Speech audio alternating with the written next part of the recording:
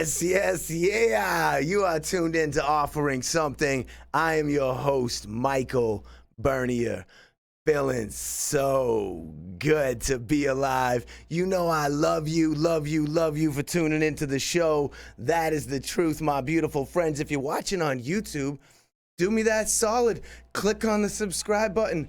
Go ahead. That's so nice of you. If you're the streaming TV type, you know we're everywhere out there. Amazon Fire, Apple TV, Roku, Distro, everything on the Plymouth Rock TV channel. Oh, yeah, I have so much love for our sponsors at Enjoy Your Life brand, Riverwalk Brewing Company, and the Organic Natural Shop.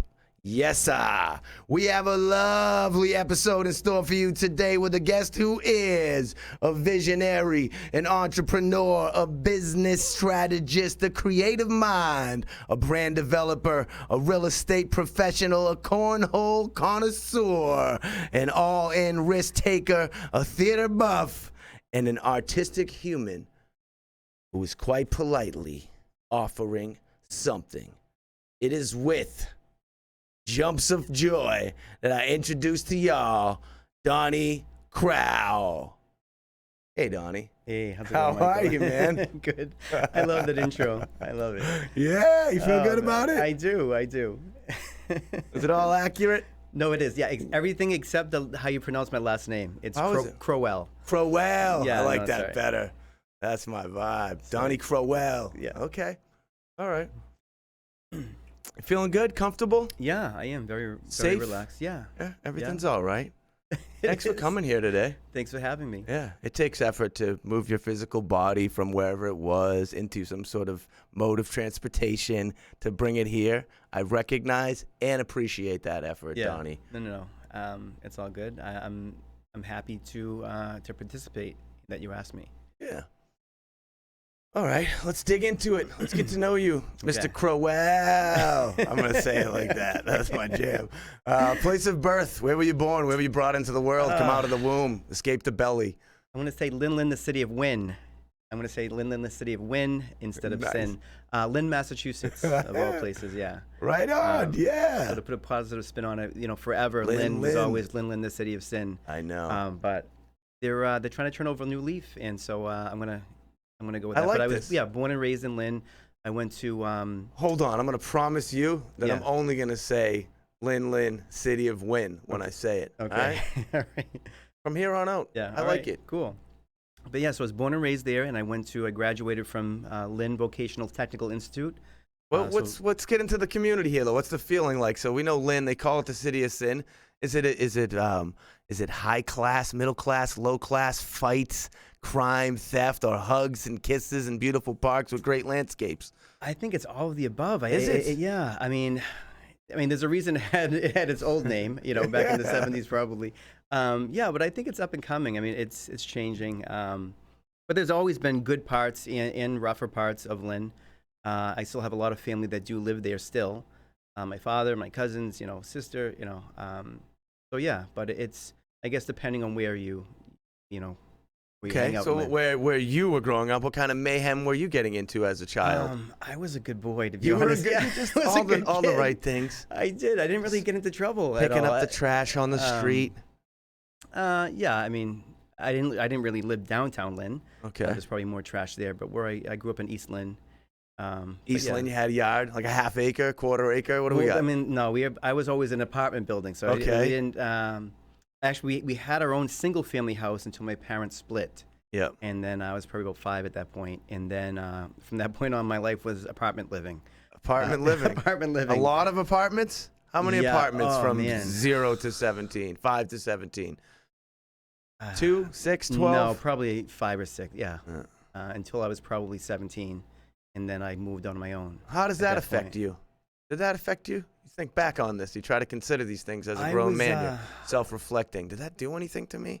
Well, Bouncing around? 1,000% it definitely did. I mean, it wasn't an easy life, but if I reflect on who I am now, I don't think who I am now would have been possible had I not been on my own at 17 and being forced to just come up with a plan to just survive.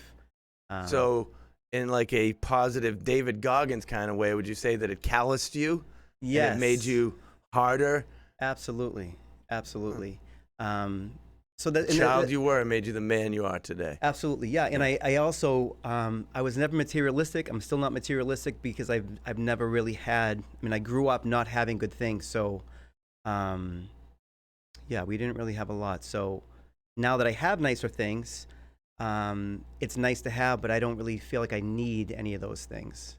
You're not driven by material No, possessions. not at all. Yeah. Not at all. I mean, I Yeah. want to So have. basically, you grew up with nothing. Occasionally, there was no dresser. Clothes might have been in trash bags, mice, We got hand-me-downs. cockroaches, Yeah. all these things. I'm Yep. painting a picture here. Yeah. But this is accurate, what I'm Oh saying. yeah, absolutely. Yeah. We had the Section 8. We had Yeah. the welfare cheese, a big block of orange cheese growing up. I was one of 7 kids, so we didn't, a lot of my clothes were hand-me-downs from other people. Let's dig into the touching story here, which is at 17 years old, if you're okay with this, Yeah. at 17 years old, you decide to move out of the apartment when it's just you and your mom. And this is actually because you have so much love for your mother. Yeah, well, I actually had one younger sister than me too, Yep. so Tanya. So at the time, we were jumping around to different apartments, and with Section 8, we wouldn't always have the best choices of apartments. But my mother finally had found a place that she felt safe. It was clean. There were no roaches, no mice. And what had happened was I was going to be turning 18. And when I turned 18, that would have changed the financial, I guess, how much we owed in rent. So my mother expressed, oh, I guess we have to move again. And I knew at that point that she really liked this apartment. But at that point, I said, Mom, you know what? You've worked hard. You raised 7 kids. Tanya's still here. I think I can go out and move on my own. That way, you'll be able to stay here and keep your low rent. So that's what I did. So that's beautiful of you, love and caring. So I feel like now we have painted this picture of the actual foundation of who Donnie Crowell is, right? Now, you leave, you go out into the world. What is it that happens and shifts in your brain? And is there a particular moment when it does that you decide, I'm an entrepreneur. I'm going to go at this on my own? What age are we here when this occurs? Well, I guess the fast reality was, like I said, I went to a vocational school. Yep. I studied electrical. I was one of the top electrical students. At the time, I had one of the highest co-op jobs working in Salem at the New England Power Plant. But after school, that all ended. So my first job out of high school, even though I was an electrician, I couldn't get a job working for an electrician apprentice because it was the bad, back then, in the 90s, there just wasn't a lot. It was like a really downtime. Okay. So I had these skills, electrical skills, but I had no job, Could not apply the skills Right, anywhere. exactly. Yeah. So instead, my first job out of high school was working for the airport, which is as a ramp agent. And I mean, I've had a million But jobs. wait, hold on. Yeah. You have to be, you're saying you're 17, but as I understand, Yeah, you have to be 18 to get that job. Is that true? that is accurate. Yes. So you just wrote down a different age because back then no computers involved. Well, yeah, that, and the other thing is too, the supervisor of the ramp happened to be a friend, my friend's older brother. He was so I said, Funny listen, how that works. Yeah, I'm like, listen, so different rules applied to you, and you were able to get the job at 17. well, he was willing to not do as much research. Like I said, I'm going to be 18, but it's going to be 2 weeks. But I'm like, you need me now, and I need this job now. Let's go. So yeah, I Well, that might was not. nice I might of have. him. What was yeah, his that was name? nice. Darren? No, Michael. Michael. His name was Michael too. Yeah, that's right. All right. So from there, what was the Yeah, first? so You're out there on this ramp thing, and how do you get I'm Yeah. going to do my own thing? Yeah, 'Cause the that's job far wasn't from great, yeah. carrying luggage. No, it is. Yeah, the job. The only reason I liked the airport was for the flying benefits, and I got to fly. I went to Hawaii twice while I worked there, and then after my last vacation, I'm like, okay, I had enough. I had my vacations. Now let me get out of here. So from that point on, I was probably from 19 to 23. I was just trying to work with different contractors, electricians, carpenters, painters. So I've worked with every different trade. And then at 23, I felt I had enough of my own skills that I said, you know what, I'm going to do my own home improvement. So I literally bought a pickup truck, and I started buying small pieces of equipment. I like doing details. What landscaping. kind of truck was it? Ford F-250. All right. I bought it for $1,500. What color was it? Gray. Okay. Gray, only no back seat. It was just that, but it had a plow too. Yeah. So I was going to teach myself how to use a plow. So that's the thing. I never Big worked vision. for land. Yeah.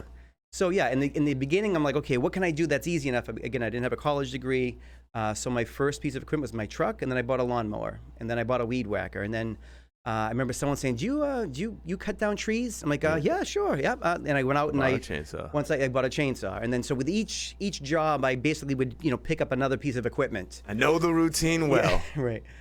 Back then we didn't have Google or we didn't have YouTube, so I would basically, if someone said, "Oh, you do sprinklers?" I'm like, "Yeah." And I would go to Home Depot, get a book on installing sprinklers, and I said, "Listen, I'll book you in a few weeks because I'm kind of busy right now." Yeah. And that would take that time to research how to do it. Yes. And then I would do. So at some point, I just I started learning as I went along, and I did that for a while until I got a double hernia lifting. I was building stone walls at that point. I lifted up a stone. DH. Yeah. So I lifted up, I'm like, it was a big stone that I probably should have got someone else, but I'm like, oh, I got this. And I heard, as soon as I lifted it up, I heard like a pop. I'm like, oh man, that can't be good. And so I went around the shed and I looked, and I'm like, oh no, I got 3 nuts. No. So that was it. So I ended up getting a double hernia from that. And that accident really changed my life. Like it seems like my life has always been, I had one path, something would happen. And so that hernia really affected my life. I would probably still be doing construction to this point. This is like a positive hernia experience. Yeah, it turned out in to hindsight. be. In hindsight, it was a positive hernia. At only the moment, because it was curse words and the time surrounding it. Yeah, well, frustrations. What happened was fear because, again, I had just started my business, invested in all these things, and it was right at the beginning of summer. And that's when landscaping, that's all my accounts, my clients. Never thought that my body wouldn't be able to do it. I didn't think of that being one of the obstacles, a variable in this equation. And I went from doing really well to all of a sudden I blinked and I'm like, okay, now I don't have any work. I can't, now I guess you can do arthroscopic surgery and do things and you can be on your feet back in a couple of days. Yeah. Back then, they said you're going to be on your back for 2 months. I'm like 2 months? I can't, I didn't have any workers. So just like that, I lost all my clients. Like, Donnie, we love you, but we can't wait 2 months for you to cut our grass. Yeah. So at that point, I'm like, man, there's got to be, I got to be able to rely on something else other than my body. And I was pretty smart. So my friend said, hey, listen, while you're on your back for 2 months, why don't you go to real estate school? You got nothing to lose. You could probably get your license in a month. Whoa! And out of boredom, Who's that guy? Who's this buddy? He's no longer. Frankie. Yeah, he's no longer with us. But just a friend that I grew up with that. Knew that real estate was lucrative. Yeah. And so at the time, I was out of boredom. I'm like, all right, let me go to Century 21. I saw that they had a real estate class.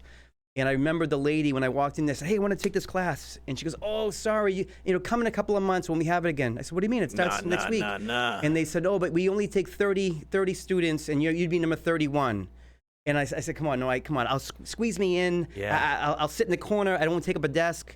And they're like, no, we really can't. And I said, can you do me a favor? And I said, can you just get the manager real quick? I said, I'm not causing a problem. I just want you to, I'd love to just be able to speak to him or her. Yeah. And sure enough, the manager came and said, is there a problem? I said, no, there's no problem. He said, listen, I'm on crutches right now. I'm on crutches right now. And I really wanted to use this time to heal, to take the course. I guess I'd be the 31st student. You wouldn't allow that.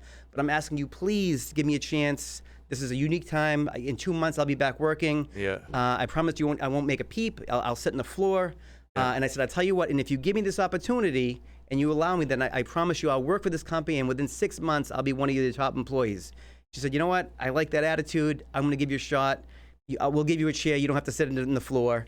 And she allowed me to be the 31st person. Can you just fast forward to were you one of the top employees? I became one of the. So that's the thing. And I didn't. But I originally, when I got my license right after, so within a month, I got my real estate license. Yeah.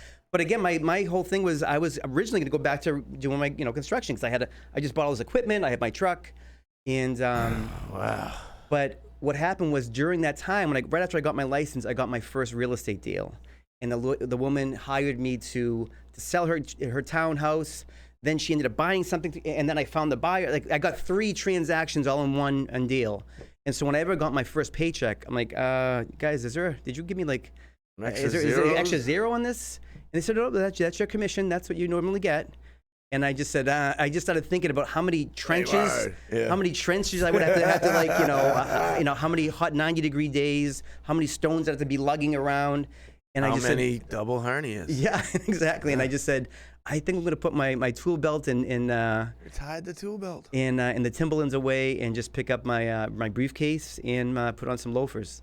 And that was it. So let's make something clear in the current moment.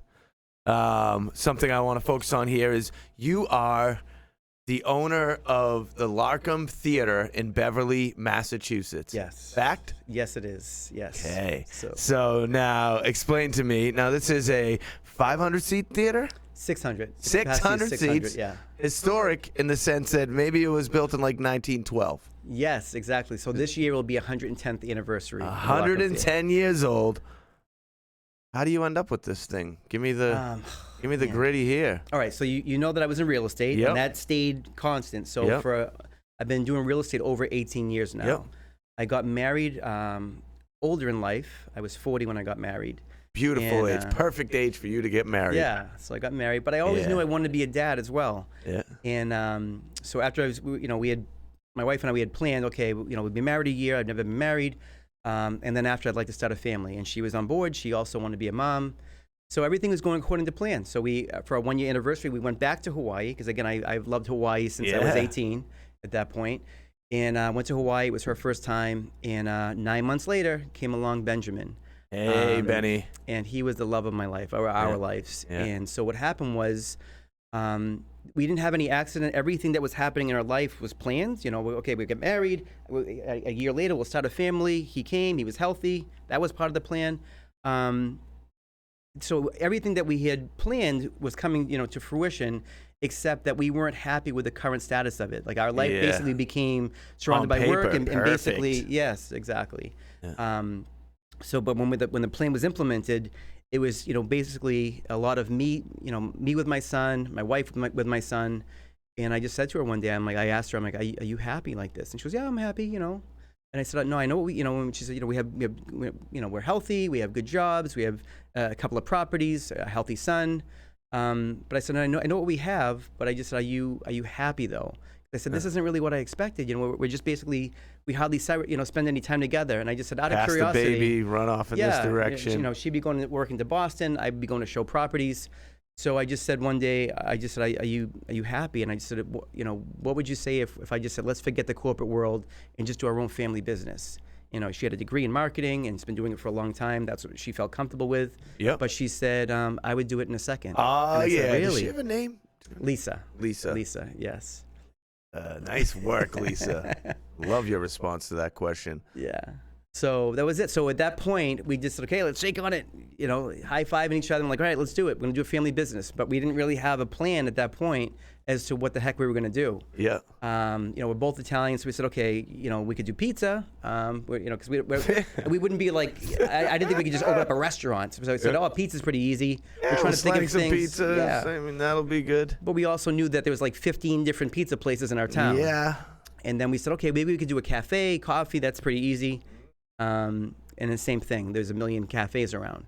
So at that point, we just started looking around our town to see, what did the city need? And then we were like, hey, let's get an ice cream. And then we realized at that point that there weren't any ice cream places downtown Beverly. No ice cream downtown Beverly. Right. Genius. So we found a place. Yeah. Yep.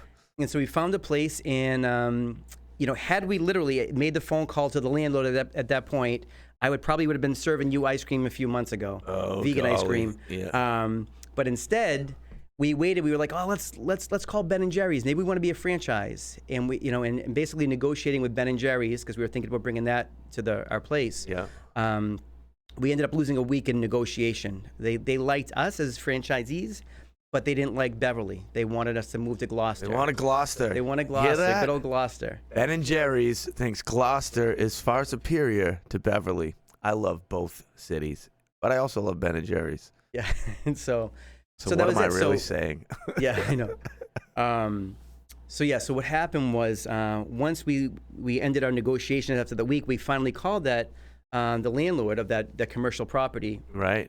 And I said, oh, you're a week too late. It's going to be a Metro PCS now. Oh. So that was it. So basically, me being in real estate, being a realtor, I went back on the MLS and it's okay. Let me see what else I can find in Beverly to lease. Our idea was originally to just lease commercial property to have an ice cream stand. That's it. And at that point, that's when all of a sudden I saw commercial property, buildings. And then the last picture I saw was a mural of a clown pulling a rabbit out of a hat. And I just said, who the heck would market, real estate like this? Who's paying to put that in there? Right. I'm like, but the guy was a marketing genius because it forced me to click on it. I just had to see what was behind that listing, that picture. And that's when I saw it. There's another historical, oldest theater in Beverly. And I just said, hey, for sale, yes. So I just said, me being a realtor, I'm like, I could always call and go, hey, I got a client. I want, just to check it out. I can get a client all of a sudden. You get like more of the real skinny on it, yeah. Yeah. So I just said, let's take a look. But the funny thing is, doing research on it on the way there, we had an appointment to see it. Yeah. And then doing research on it on the way, Googling is, I saw that it was a porn theater in the 70s. But, I was like, wait, what? What is this? A porn theater? It was a XXX porn theater. And at that point, it was called the Fine Arts Theater. So that's it. So I literally, on the way to the listing, I'm finding this out for the first time. Like, whoa, because the MLS certainly didn't publish that. Yeah. It was just like, magic show for 35 years. But the years prior to that, it was a XXX porn. Yeah. So it was a Fine Arts Theater back then. That was the name of it. So, so that's basically it. We walked in. And the old owner was there. And then it's funny, the first question I asked him, I said, hey, listen, I did some research on the history. I said, is it true there was a porn theater? Yeah, we don't really like to talk about that part of it, but yeah, it was. But for 35 years, it was a magic show. I said, but can we get back to the porn part? I said, are these the same chairs? And that was the first question I asked him. And he said, no, they're the same seats, but we had everything reupholstered. And I said, okay, now we can continue the tour. But that's when the tour started after that. But everybody laughed. Yeah, the walls fell down. All right. Exactly. But at that point, I was squeezing my wife's hand. I always, I told my wife, I said, listen, this real estate's like a poker game. You don't show your hand. So instead of going, oh my God, I love this place, we were like quietly, I was holding her hand, like squeezing her hand. Oh yeah, well, it's 100 and something years old. It needs some work. But it did. But we were, as soon as we walked in, we were blown away. We're like, are you serious? Like, could we have this? So. What's the date where you actually have this? When do you take ownership? What year is this? Yeah, September 16th, September 9th, 2016 is when we purchased it. So a little over 5 years ago. Doors open, smooth sailing, just cruising along. Wow, this is the best. This is so easy. It's like that? It was because, I'll tell you why. Only because I make quick decisions, but they're not without thought. So before we actually got it, we came up with a 25-page business plan. My wife and I going, okay, listen, this is kind of unique. We were thinking one day doing ice cream. This is a whole different avenue. Can we actually do this? But at the other part of me was me being in real estate. I'm like, okay, I just think this is pretty low for the price. I'm like, I know real estate. I've been doing it for a long time. I'm like, maybe I don't know theaters, but I always thought it was underpriced. And sure enough, when we got an appraisal done, it appraised at hundreds of thousands of dollars higher. Yeah. So I always kind of knew I had the security blanket. What's up, baby?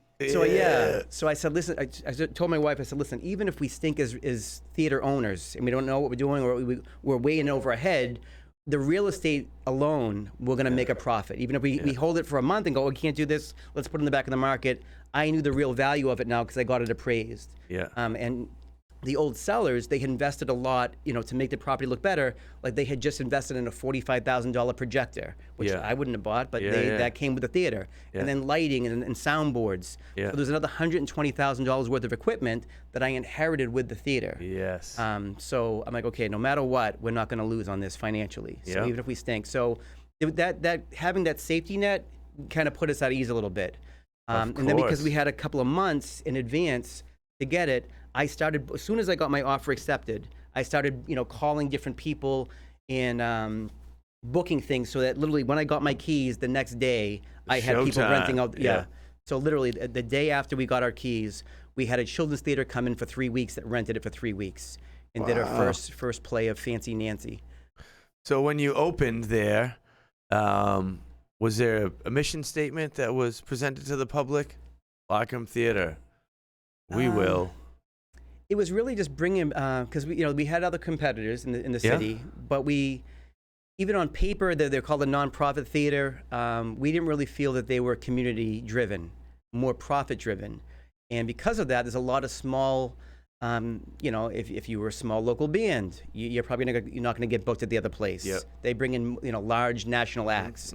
So we wanted to look out for the little guys, the local acts, the local comedians, local theater people.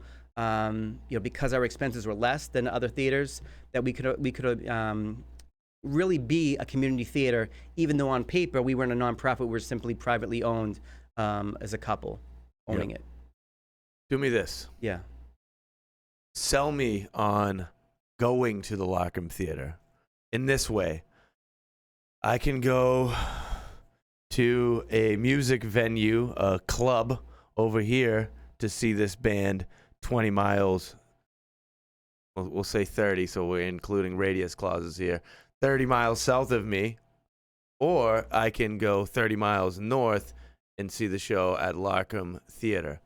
Why would I choose the theater as opposed to another place? Is there any reason? What are the selling points here? There's like 100 reasons. 100. Give me 100. Besides the fact that I own it. Give me Besides 100. the fact that I own it. So, and that's the thing. You can check the. Hello. Yeah.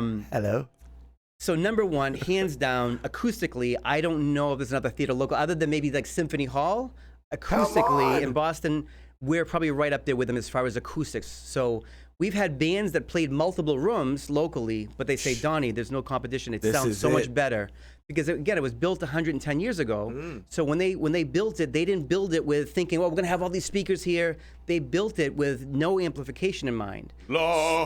Exactly. So that's the thing. Yeah. So if you're actually on stage, Michael, you come and you just talk and you project your voice a little bit. You could be in the last row of the balcony, and it's like we're having a conversation. Yeah. So we've had plenty of shows acoustic without amplification. We've had plays without using any microphones with elderly and they could hear no problem. So acoustically, it's just we can't really be touched. I don't know any theater locally. It sounds so good. The sound is great. Yeah. Give me 3 reasons. All right, so that's number one. Number two, the intimacy of it. So even though we hold 600, compared to other arenas that are large, like if you go to Boston Garden or whatever it is, TD Bank now, you're looking at binoculars, or you have to see on a screen. Here we hold 600, but it's divided in such a way that people go, this 600 here, because there's 300 upstairs, 300 downstairs. It's just very intimate. So the furthest you are from the stage is like 50 feet. So even if you're in the last row of the balcony, you're 50 feet away. So if you have good seats, it's like Hold on. You shouldn't have said that. Is there actually a seat that's a bad seat in this building? No, nothing at all. Okay. You get a great. I mean, again, if you were in the last seat of the balcony, you're still 50 feet away, and it's still you're hearing it, and you'll be able to get to see him. No problem. There's 300 people on both floors. The divide is equal like that, but it's a mez concept, right? Yes. Yep. So the balcony is shaped like a U. Yeah. But it does overhang the orchestra as well. Okay. Yep. But yeah, and it's weird because it's a tale of two theaters too. Like on the downstairs, on the orchestra, it's surrounded by, we still have the original silk wall coverings from 110 years ago. Yeah. So because the silk wall coverings and the insulation behind it, you get like a very bassy sound. Like the sound just goes and it's very bassy. Upstairs, where there's no material on the seats or also or on the walls, it still sounds good, but it has a whole different sound to it. So yeah, again, so that's number one, the sound that we get. Number two, the intimacy. You know, you're right on top of the of the bands. You're very close to them. And again, it was. You can see the freckles on their faces. You can see the freckles, the blemishes, even. Yes. The history. I mean, it still looks vintage. Like if you go to the green room, you'll have like an old makeup room that looked from 110 years ago. It still looks, it's the same brick. It feels special. Like, yes. At the end of the night, no one's in there. You're standing on that stage. You're kind of laughing, like, I can't believe this is our thing. I do. This is hilarious. I do. If I'm like if the sound engineer leaves, Peanut Gallery and the Muppets. Yeah. If the sound engineer leaves and there's still a microphone on stage, I always I start singing this from Frank Sinatra. So yeah. But it's fun. I love it, man. So good. So since you've been there, just run off, 1, 2 favorite acts that have been in the room that you've seen in this space that you were like, I really enjoyed this. I mean, I'll tell you, I'm giggling over here. That's the thing. I have to say we've been blessed because I do a lot of research ahead of time. Every band will say, I sound great. but for the most part, I would say 99% of all the bands we have, I've loved those bands. Like we really care about quality music. We do have tribute bands, and we don't necessarily care if the tribute band looks like the real artist, but as long as they sound like them. Sound is the most important thing. I'm gonna interject here. Yeah. All right. You're a very nice guy. Okay. Just I want you to tell me, for you personally. Okay. Doesn't matter Hands down, if there's I already know. 1 people or 1,000 people in the room. I'm 600. Who did you love? Who did you feel? My favorite act, if I died tomorrow, that would still be my favorite act, no matter what. He's an artist called Benesay. Benesay. I don't know this. I know you don't. That's the thing. I will never forget this experience either, because I'll just tell you this. So the fact that you didn't know who he was is an important thing. Yes. Because I've never brought in a more expensive act. Basically, he's an international artist, but I owned the theater a week. Yep. And I didn't know anything about this business. And I said, I said to my wife, I said, listen, my mother passed away. My mother never got to see me get married, have kids, buy a theater. Yeah. She had died from cancer in 2012. Yep. At that point now, 4 years later, I bought a theater. So my mother never got to see the fruitage of her hard work raising her son. Yeah. So I said, you know what, this is great, and I started feeling, well, I own a theater, but at the same part of me, there was an emptiness that my mother never got to see or see any of this. Of course, yeah. And again, we didn't grow up with a ton of money, so a lot had to happen for me to get to this point. Yeah. So I said, I really want to do a tribute for my mother, and I said, there's an artist my mother's always wanted to see, but she never got the chance. I'm like, I'm getting him. And so I call up, and Benesay was the artist. Yeah. And who he was is 10 years prior, I went to her house on a Monday night, and we watched, Channel 2 WGBH. They have these fundraisers, they're always doing it to raise money every year. And they had this artist on. If you liked the show, you could donate. And Benesay was the artist, and he's a flamenco guitarist. I thought, and from looking at him, he's got really long hair. You think it's a guy from Spain, and you're like, Benesay. But his real name is Ronnie. He's from Nebraska. Ronnie from Nebraska. But again, with marketing, it's just like he markets himself. Benesay. You look at him, he looks like Jesus. I mean, he's a beautiful man with long hair. Yeah. And you just think, oh, it's some guy from Spain. And again, he's playing flamenco music. So, but it's a big production. So me just being in the business, I had no idea. I called his agent. And I said, listen, I'd love to have Benesay. I'm a theater owner. I want to have Benesay. How much? To bring him. And they said, for a 90-minute show, $25,000. And I'm like, I'm sorry, what was that? That's my bad ear. What, I'm sorry, $2,500. Hold on, you found my other bad ear. So, so I said, what am I doing? I'm like, $25,000. I'm like, because prior to that, like every other band was like, hey, give me $2-3 grand. Yeah. So hearing $25,000, that was like 8 times more than we ever paid for any artist. Yep. So I just said, okay. So at that point, I said, I really can't. I'm sorry. Thank you. Give me 6. Yeah, and so I said, I told the story. I said, listen, I'm waiting over my head. I'm brand new theater owner. I just want to do a tribute to my mother, and I told him the story. Yeah. And so I hang up with the agent, but thanked him for the time. Yeah. And then 15 minutes later, the agent called me back, and they said, hey, listen, Benesay likes your story. I said, okay. So they said, for you, we're giving you a special discount. I'm like, really? For you, $20,000. And in my mind, I'm like, well, I appreciate the $5,000 gift, reduction, but I'm like, that's still like, 5 times as much. Yeah. So my mind was saying one thing, like, how do I apologize? Thankfully, turn them down, instead I said, all right, that sounds good, I'll do it. And then I hung up, and then I'm like, my wife's like, did you just book a show? And I said, yeah, I did. What's the guarantee? That was the first question. What's the guarantee? And I'm like, I mumbled, 20,000. It's like, what's that? 2,000? I said, no, 20,000. 20. So she's like, Donnie, are you serious? You all right, buddy? Are you on drugs? Hello. Tell me if you're on drugs. She's like, you can't be serious. I said, yeah. She's like, who's the band? I said, Benesay. She said, who? I said, oh boy, that's not good. She doesn't even know who he is either. She said, Donnie, if you call up 5 people and they know who Benesay is, okay. But she's like, I want you to, and I'm like, hi, so-and-so. Did you know who Benesay is? Who? Nobody knew who he was. Sorry, so I said, man. what am I, the only one who knows this guy? I'm like, he's an international, but not here. Yeah. Everywhere else. He does it all around the world, but not here. In the U.S., not here. He's only been in California and Florida. He'd never Beverly. been to Massachusetts before, so he wasn't well known here. But she's like, call them back right now. This is it. And again, we're brand new theater owners, so this is either going to help us sink or swim if we can pull this off. So basically, I called them back and I said, listen, I'm not going to cancel, but I'm really scared. I'm like, my marriage is on the line, like everything. This is a lot. Is there anything you could help us do to give us some ideas about marketing? They said, well, listen, we do have a prepackaged show that if you can get your local company to put it on air, maybe that'll help. I'm like, all right, perfect, good. We're going to go forward with it.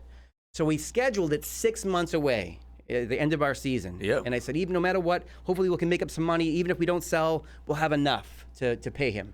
Yeah. And we had to give like $5,000 deposit right away, and we did. And I'm like, oh, I hope this is. So long story short is, after 3 months of heavily marketing it, we sold 15 tickets. Good golly, and that wasn't enough. So that's actually not enough. Yeah. I agree. So all I kept thinking was, it took me all this to get to this point, and because of one decision, me wanting to do a tribute to my mom, me just You're like, trying to do that. what is this? What does this mean? So instead, after 3 months, I said, all right, listen, let me just try one more. So I called WGBH, I emailed them, wrote, told them my story, and they said, all right, I gave them my pitch, and they said, you know what, we like your story. We're gonna give you a shot. We're gonna air it one time, but in exchange, we want 100 tickets. I'm like, man, damn, 100 tickets, that's a lot. I had 600. Yeah. I needed to sell 600, but I'm like, at this point, I got to just stop the bleeding. Yeah, yep. So I'm like, all right, take 100, get them on TV, because I was convinced that if people saw this artist, that they would love him, as I did and my mother did 10 years prior. Yeah. So sure enough, they did. They put it on. It was a Thursday night at 9 p.m. And now, if you buy tickets, everything's automated now with ticketing. So if you buy tickets, I get a text that says, oh, Michael bought 2 tickets to Benesay. Yep. You know immediately. And so we got some popcorn. We said, all right, let's watch it. So at 9 o'clock, we watched WGBH. And at like 9:10, my phone vibrated. I'm like, oh, what is that? And 2 tickets to Benesay. I'm like, oh my God, wow. 10 minutes, 5 minutes later, my phone rang again. 4 more tickets sold to Benesay. I'm like, Lisa, we just sold 6 tickets. That's like 2 months worth of marketing already And then throughout the concert, the whole time, my phone just was nonstop ringing, vibrating. And I went to bed. I woke up and 165 tickets had sold right there, instantly. I said, oh my God, we're doing the math. And I'm like, okay, that's Lisa, $10,000 just sold in one night. Yeah. So 3 months of marketing, 15 tickets, one night of people seeing him, $10,000. That's okay. We're halfway there. Now I'm getting okay. We're going to pull this off. Do that again somehow. And then sure enough, they said, we like the show. We got a good response. So we're going to air it again on Saturday. This time it's Saturday night. And so between the 2 nights, so literally the day that Benesay showed up, I went to clean the theater. My wife had texted me. She said, we just hit the $20,000 mark. And I was like, oh my God. So, and then by 8 o'clock, we hit 21,000. And we probably made $1,000 at the bar. So we took in 22,000. Wow. We probably spent a couple of thousand in marketing. We gave him 20,000. So I did not make $1. I didn't lose $1. What I was able to give my mother this tribute, have her friends. And now I had this guy that he never had been to Mass. This is the smallest arena he's ever been in. Yeah. And now he's on my stage performing it for me. Yeah. So that I will never, ever, nothing will ever beat that moment. Would this be a good moment to give you a gift? Sure. Yeah. Cool. There you go. Oh, nice. Yeah, dig in. Nice. Oh, wow. There it is. You're the kind of guy that takes the time to enjoy his life. I do. I know you do. All right. There's more in there, man. Let's go. Okay. Dig in. Everything right out in the open. Okay. Keychain. There you go. Keychain, More enjoy your life. Hey. Theme. Ooh, Theme. Nice. Oh, this is good. I love these colors, too. This is actually one of my favorite colors, like this turquoise. Oh. The light blue. That's going to look nice on you. It is. Yeah. My size, too. Perfect. Large. Yes. Yeah. That's why you asked me. Ooh, the hat. Nice. Ooh. Nice bright white. Love it. You got some serious stuff in here. What else? Oh, Ready Rye, a nice beer from the good people at Riverwalk Brewing Company. I havenn't had this yet. So that's the thing. I actually love. So I do have a full liquor license, and I do love supporting local breweries. So we do. You see this? We've got great breweries. Yeah, enjoy your life. Yeah. What are these things right here? What is that? Oh, curcumin. Some nice natural. Excellent. Supplements from the amazing folks over at the Organic Natural Shop in Rowley, Massachusetts. I love you, Michael. You got to get yourself into that building. Nice. That's a girl's shirt right there. Okay. Yeah, that's it. Love it. Nice. Yeah, I love the logo and everything. Everything looks good. The font. Hey, What do we got? Big time. Oh, nice. Probiotics. There you go. Some gut Nice. health. That's, yeah, we need There that. it is. Curcumin, some raspberry green tea. Awesome. Thanks so much, Michael. Oh, I love the feeling that comes with giving gifts and receiving This will all gifts. be used. All right, let's get to know you a little bit more as a human here, and as well some of the other things you got going on. So we know you like to travel. Yeah. You go to Hawaii. Is there other locations that you find your body now landing in as life has gone on? I'll tell you the truth. I haven't traveled much since I mean, we had our honeymoon. The theater I don't think I've been on a is plane your vacation. since, actually, one time when my son was 6 months, we went to South Carolina. Other than that, I haven't been on a plane in like 8 or 9 years. Look at this. Yeah. All right, let's move along then. Do you think that physical fitness and mental well-being play a role in the potential success or attainability of a successful life and career? Like, if you are in shape, is your chance of having a good life greater? By in shape, again, I will say, I mean physically and mentally. If you take care of your body, are you in a better position Yes. to I would say attain your yes. goals? Yes, I would say yes. I mean, Why I don't would you want say to. yes, though? I don't want to crap on people that are not in shape, but all I I know don't want is, you crapping on anyone, but but I mean, for me, in the literal sense. I mean, I've got so much going on. I have 3 different businesses. For me, I don't think I would be able to sustain my lifestyle if I didn't take care of myself or if I didn't eat healthy, exercises, when I can. So it allows you to keep going and going and going. Yeah. Do you think it allows you to maintain motivation and focus? Yes. Having a healthy lifestyle? Yes. It's funny because when I didn't always eat as healthy as I do now. What do you consider healthy? You have a vegan diet, a plant-based diet. Yes. And I would assume that it's predominantly the non-GMO organic side of things. Yes, Okay. absolutely. All right. Yeah, so we try to get as much as we can organic, and limit anything that's not, or at least non-GMO. But yeah, that's the thing. So I mean, prior to me being vegan, I mean, my whole life I can't breakfast, lunch, and dinner. I think with every meal I always had some type of animal protein, whether it's eggs for breakfast or chicken for lunch, Pork chops and applesauce. Yeah, so I knew physically there would be a change once I went plant-based, but I didn't realize even mentally, I feel like I have less brain fog. Like I feel like I have more clarity in my thinking, which enables me, because I mean, again, navigating everything through COVID with a theater that was shut down. I had a lot of stuff with 2 little boys that were not in school yet. It was a lot, but I think because of my diet change, that allowed me mentally to survive. And then, okay, how do I handle all these things during this time? Would you say that over this transformation, as you moved into this healthy lifestyle and healthy diet, that the amount of time that it takes you to go to sleep from the moment where you go, I'm going to bed, has decreased? Oh, absolutely. It has, right? Yes. So how long does it take you to fall asleep now? Nothing now. Nothing. This is a bonus, right? Nothing. When like I want to sleep, like 3 I minutes, sleep. right? Yeah. 3 it's maximum. Yeah. By the time my head's hitting the pillow, I'm probably half asleep already, halfway to my REM stage. It's unbelievable. So sleep is not a problem for me. Yeah. No thoughts running around in there freaking you out. You're just like, time for bed. It's off. Yeah. No. So nice. So that is true. So I know we talked about what your favorite act that happened within the Larcom Theatre was, but as far as your personal life, when you get into your vehicle, you're really feeling good, you're going to turn up some music and you're going to choose the song that you put on or the band that you put on. Who is it that you select, Donnie Crowell? Oh, man. Who are you into? You like Pink Floyd, Dark Side of the Moon every time. What is it? It's funny because, I mean, I like funny. Yeah, so basically... Without looking at me, you'd be like, oh, he said he's Italian. He's just an Italian guy. But my father's actually African American. Christmas donkey, is that what you're going to say? No. Dominic, what? No, so I'm half Italian. My father is actually African American. I have to carry like a picture of my parents because people are like, wait, you're half black? But my father was very light-skinned.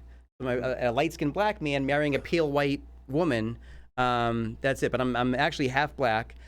So being around my black family, I was raised on R&B and soul and all that. So from my father's side, so from Stevie Wonder, I mean, from everything from my dad's side. And then from my mother's side, I was raised on, the Frank Sinatra and all the Italian, Perry Como. I mean, just all the oldies. My mother was older as well. The Rat Pack. The Rat Pack. So With that's Sammy Davis Jr. That was kind of perfect for you. Absolutely. So that's the thing. So that's the one thing I love from being biracial, because I think if I was just only brought up by one culture, maybe I would only be into Italian music or just certain things. So I love the fact. To me, I feel very well-rounded and blessed being raised by both cultures. So I could listen to, literally, if I just put something on random, I could be listening to classical music 1 minute and hardcore R&B the next, or rap, or then heavy metal, right after that. So I don't on the drive here today, did you put on any music? Yes. What did you put on? I'll tell you what it is. Right now, this is my favorite song. So we had a U2 tribute band a few weeks ago called the Joshua Tree. Yes. Yeah. Okay. Yeah. So there's one of my favorite U2 song. But I went to listen to it on YouTube, and all of a sudden I found this other version. I said, "Well, who is this?" And I put it on, and it blew, like I won't. Even, what's the song? What the hell's the name of it now? Now I'm getting brain fog because I'm put on the spot. Where the streets have no name? No, I actually posted. We're friends on Facebook. I posted it on my page recently. Well, I'll tell you exactly what it is. Here we go. Do, do, do, do, do, do, do. Did Alex Trebek die this year? Because I actually never heard of the bands that actually made the cover. Okay. Love is Blindness is the song. But the band that did it is called The Damn Truth. No. I had never heard of The Damn Truth before. Damn Truth. So I just went, I Googled Love is Blindness U2, and that cover came up. And they're unbelievable. And the damn truth of the situation is your mind was blown. Is no joke. Yeah. So that's been on repeat, constant. So we covered that you own a real estate brokerage. Is that the terminology here? Yes, sir. That's and accurate. That's called Plumeria. Yeah, Plumeria Realty. Yeah. And that's a flower. It is a flower. Yes. Yeah. So about 18 plus years ago, I originally started out. You want to call it 19 so we can eliminate the plus? Yeah, sure. So yes, I've been doing real estate for that long, and then 2 years later, when I started, I started my own brokerage. Back then, I was Integrity Real Estate. That was the name of my company, Integrity Real Estate Corporation, and that it represented my who I was. Yeah. And trust is important in real estate, and so that represented me. The problem is in Massachusetts, now there were 9 other companies with integrity in their title. Yeah. So my brand was diluted. So when I was forced to rebrand, because I worked hard to build a reputation, I decided I'm hustling integrity, and meanwhile people are just ending up at some other agency or brokerage. Going, thanks, Donnie. I'm like, my efforts. Yeah. Then I'm like, I didn't sell your property. That wasn't my company. They're like, oh, I thought it was. They're like, no, that's Integrity Realty. I'm Integrity Real Estate. So I just said I was forced to rebrand. And so instead, now my marketing thing is, there's, moving or buying a first-time house or selling can be very stressful. Yes. So I remembered back when I was 18, when I had a very stressful life going on. I just moved out on my own. I remember getting off that plane and feeling a sense of comfort. When I got off the plane, they put a lei around my neck. You're in Hawaii now. Forget whatever's happening in your life. Forget it. And there was a lei of Plumeria flowers. So Plumeria is a personal feeling, I'm like, how do I market this? But basically, working with me, it's almost like I'm putting a layer on your head and saying, listen, I know real estate can be stressful. Put your mind at ease. But put your mind at ease. You're in good hands. You're working with Plumeria Realty. So you have a good vibe about you. I try. I try. I mean, that's the thing. Even if you didn't try, you'd have this nice way about you naturally. Well, the thing is, I think people notice the genuine. Like I try to be very genuine. Yeah. And so I'm not a pushy.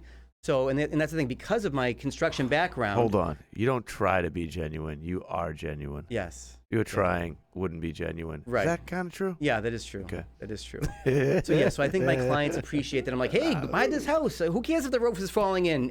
I'll be the first one to be like, guys, I think there's something better out there. So I'm not pushy at all. I didn't notice that when I came through before. Let's get out of here. Yeah. So, that's okay. It. Yeah. So Plumeria now 16 years into this or something like so. Yeah. And this is business number 2 that we've discussed today. But you have this third one that's more of your artistic kind of fun guy avenue release, and it's Beantown Cornhole, founded 9 years ago by no other than Donnie Crowell.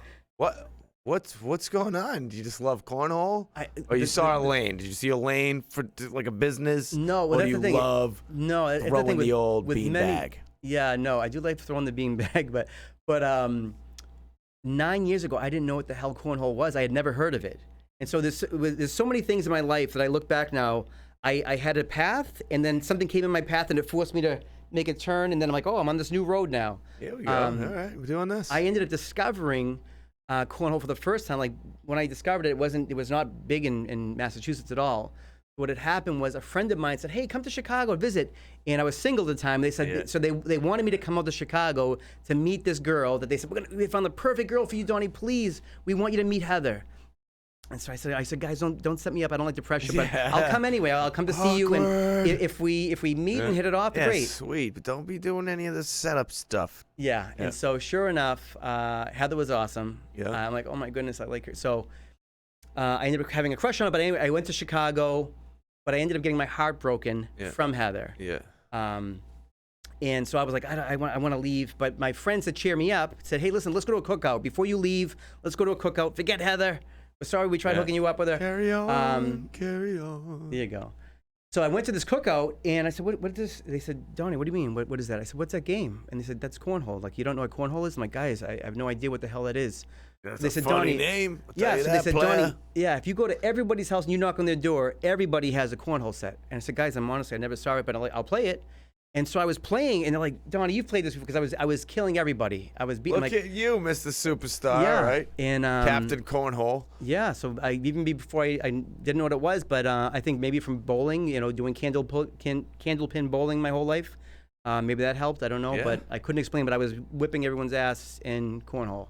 Wow. And so I'm like, wow, this is great. So when I went back to Mass, I wanted to buy a set of boards, and I'm like, I just Googled it. There wasn't, nobody was playing it around here. They couldn't buy it. So if anything, I could get one shipped from across the country. They would have been like, who knows what the shipping was. So I'm like, oh my God. You're like, damn, I'm paying another $170 for this. Right. No. So at that time, I just said, you know what? I think I'd probably make one. And I just said, let me see if there's an official, board dimensions or something like, Sure enough, there was. Yeah. So the ACO, the American Cornhole Organization, it was a real thing. And I saw the dimensions and the angle and the size. I said, I could do that. And so I made my own set of boards. That was it. So I made my own set of boards literally out of scraps that I had in my garage. Went to the beach, and that kind of changed everything. People are like, hey, what is that? And I'm like, oh, it's cornhole. They're like, what? And I said, oh, beanbag toss, the cornhole, So we played, and like, man, we love this. Where'd you buy it? Where can I get it? I'm like, I built this. Like, what? I said, yeah, I was going to ship it, but it's too much. I built my own.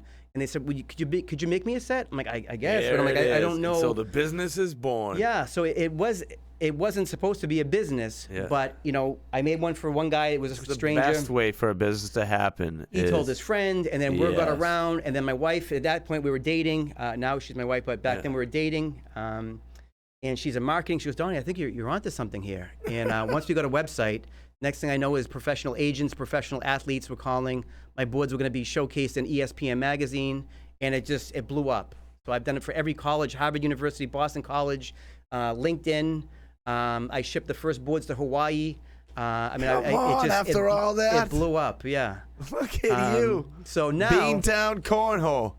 So now the theater's open. We open September to June, and then we close it down. And then July and August, that's when I handle all my cornhole business. So aside from building boards, custom made boards, I run tournaments all over. So like you had a big company. You do? Oh yeah. So like if you ever wanted to have like a cornhole tournament, I'll bring, we've had, 100 team tournaments on top of the Galleria Mall in Cambridge. We've shut down the museum. Guy. I mean, all over the place. Yeah. So. I love it.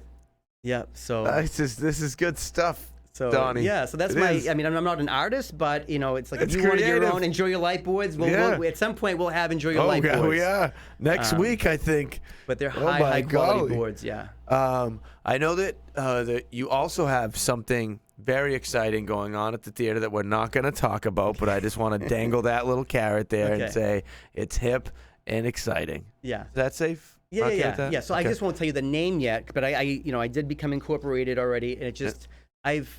I came up with some good ideas, and then, just like Integrity Real Estate, people stole that. Then I came up with my my Wicked Good Boards is my, my brand for my cornhole boards, then came Wicked Cornhole. Like, so people keep stealing some things. Yeah. So that's the only reason why I didn't want to say the name, but going through the trademarking, service mark, these types of things. But what I am going to do is, like, I can at least say what the concept is basically, we just feel like this whole pandemic, it really changed things. Like, kind of like after 9/11, it changed flying forever. Now, like before 9/11, you could go right up to the gate and see your family off into the plane. Yeah. Now we're taking our shoes off. Like, everything changed after 9/11. Yep.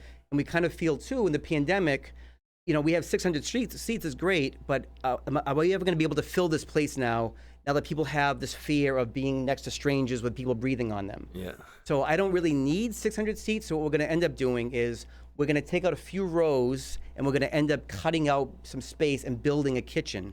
And we're going to basically have it, it's all going to be, we're going to call it a plant-based kitchen, even though all the food will be vegan. Yeah. Just because we know that sometimes people have a, a negative effect use that word. Yeah. So it'll be a plant-based kitchen. Lisa's like, we're definitely not writing vegan anywhere. Right. Exactly. I'm like, correct. Yeah.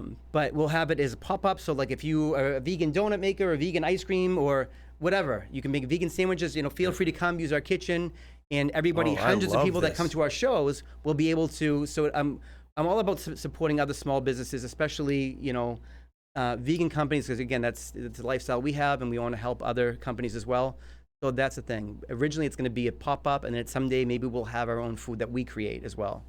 For me, that is the best thing that you could add to your theater. I'd be like, you should do this, and it's like, God, dude, get it together. But you're saying to me that you're doing this in your theater. I'm not sure what's better than that, Donnie. Yeah, so I'm excited about that. Plucking my heartstrings over here. Yeah. So at this point in life, where you are today, what scares you? What are you afraid of? You have fears? Are you stressing about? I do. What do you? I mean, real. What do you? What is it? The thing I love most in my life are my two sons. Yeah. That's it. You're a dad. You have two boys as well. So I think, I was forced to learn a lot because I was, on my own at a young age. My panic, I don't ever want my sons to have to go through what I did.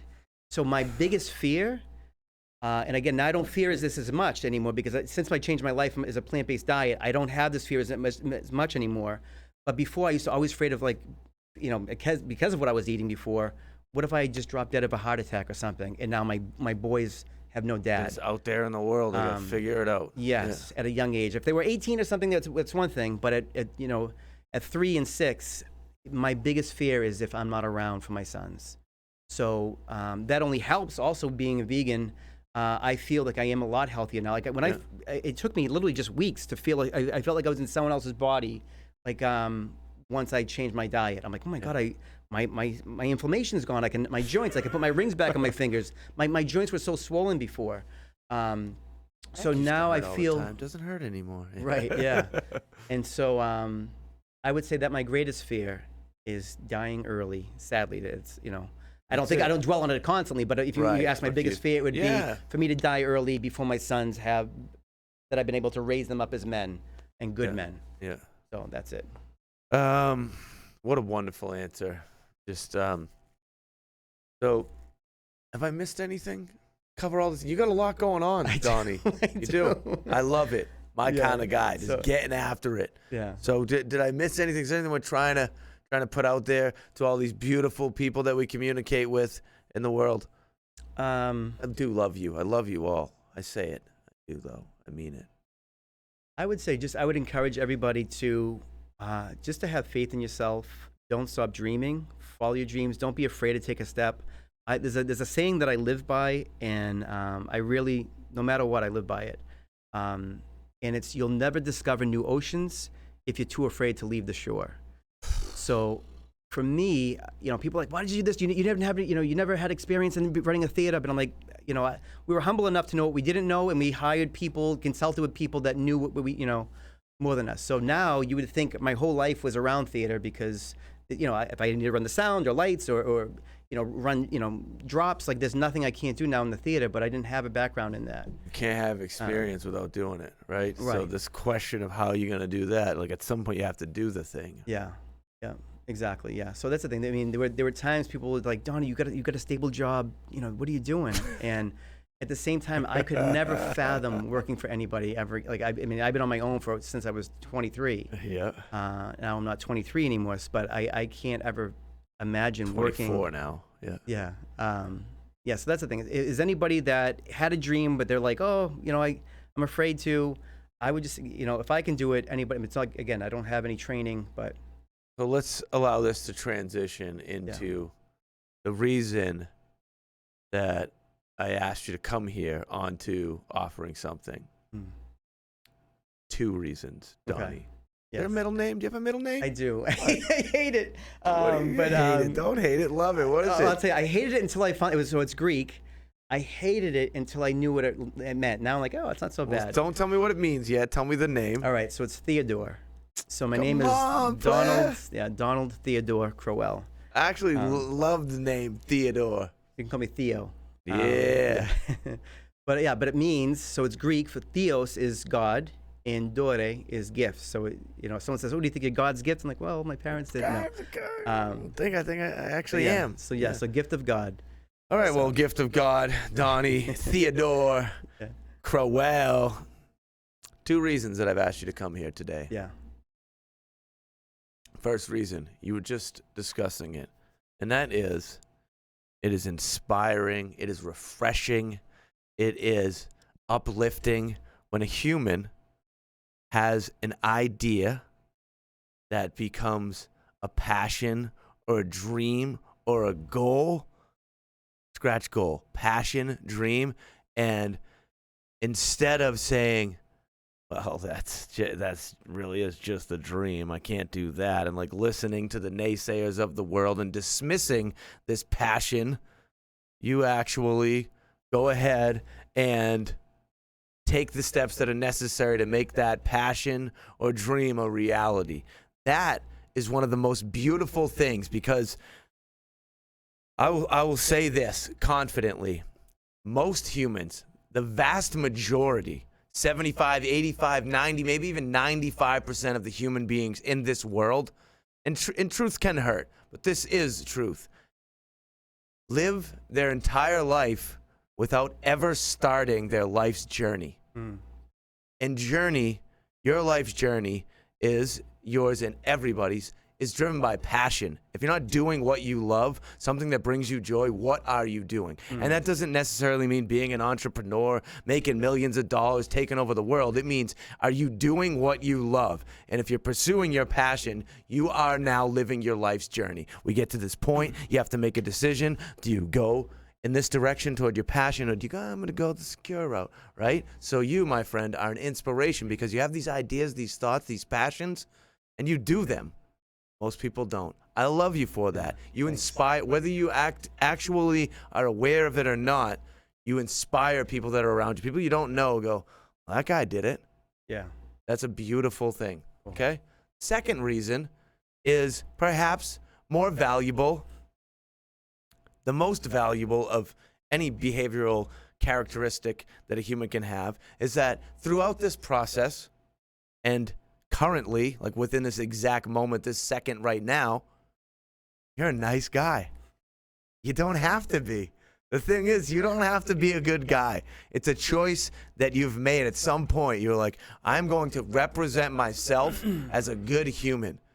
I'm not only going to talk about it, I'm going to be about it. My actions are going to show that I actually care about myself and others. Dude, epic. You don't have to do that. So those are the 2 reasons that I asked you to come here, and I wanted to tell you as a grown man, because I also, on the side here, always implement this. Compliments are a beautiful thing. It's okay to tell people what you think out loud, vocally, instead of assuming they know that you feel this way about them. Tell people what you think. Compliments are beautiful. They don't stop at age 7. Let them ride, because people come and they go. Right? So that's it, Donnie. That's what I want to tell you. Thank you, Michael. Yeah.